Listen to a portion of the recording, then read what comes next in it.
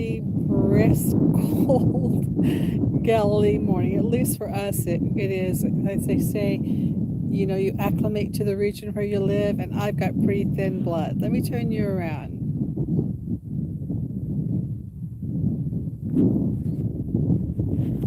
I thought it'd be fun just to talk about this. I don't think I've ever truly, really talked about this. But this is Kinneret, or the Sea of Galilee. Don't know if you can see her, but Hermon's got his white skirt on up there. I don't know if you can see that. Let me get my finger in the photo.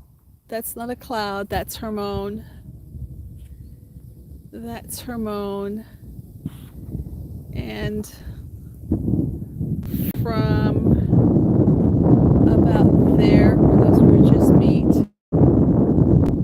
over this way, that's Jordan. That hill over there is all the country of Jordan. But I thought what would be fun to talk about is just a few little facts.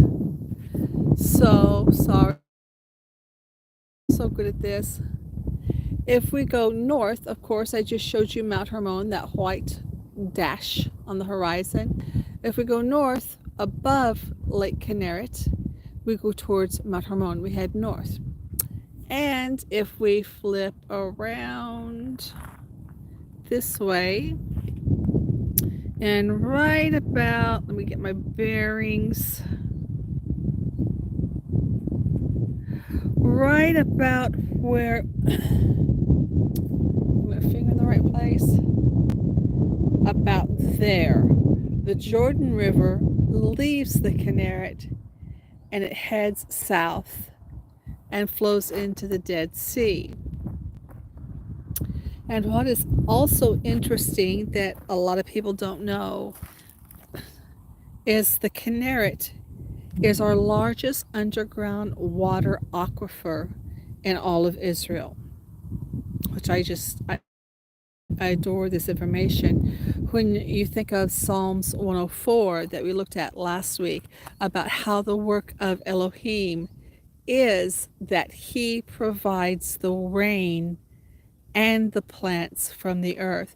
So when we think about the Kinneret, all of this comes off of Mount Hermon.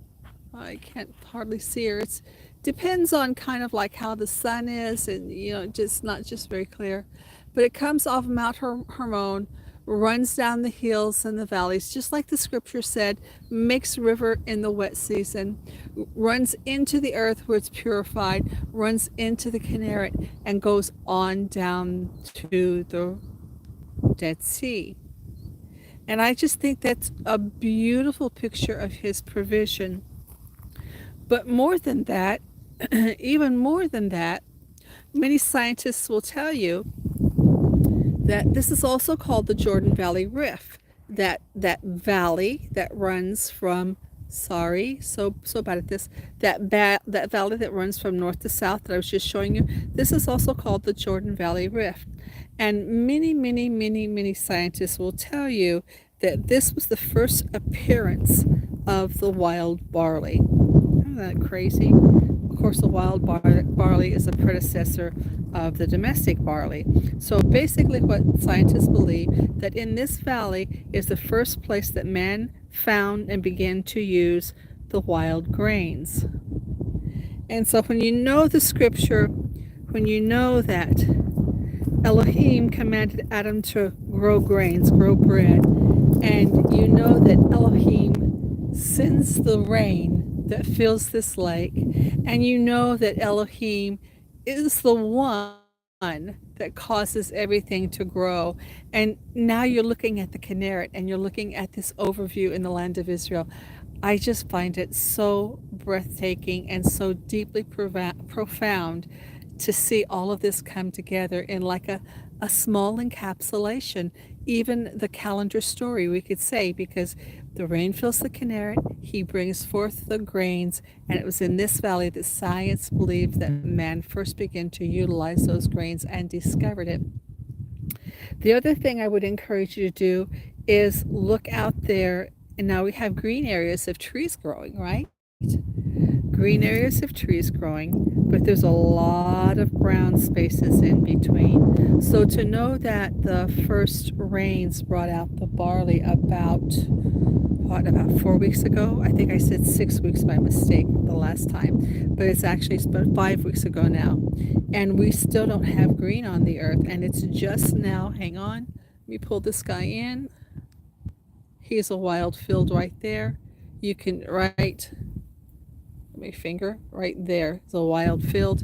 It's just now turning green. So I am telling you, it is going to be a crazy year.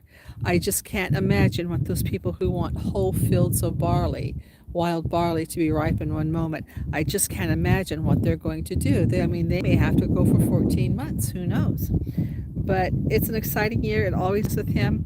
Anybody who says it's the equinox, and the equinox takes the power out of Elohim's hand, and they don't allow him to speak and be as God, which he is.